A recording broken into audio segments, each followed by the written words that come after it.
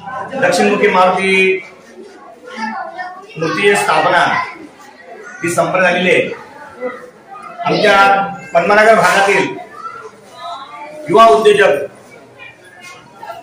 राहुल भाऊ अग्रवाल, सचिन भाऊ अग्रवाल, अनिल भाऊ पाटील यांच्या सहकार्यानं माननीय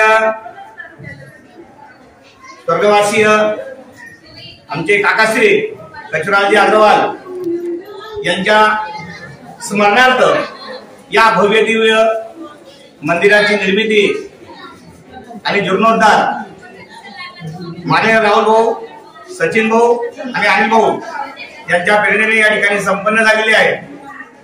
आम्ही आमच्या दक्षिणमुखी मारुती मित्र मंडळाच्या वतीनं यांच्या आभार या ठिकाणी व्यक्त करतो।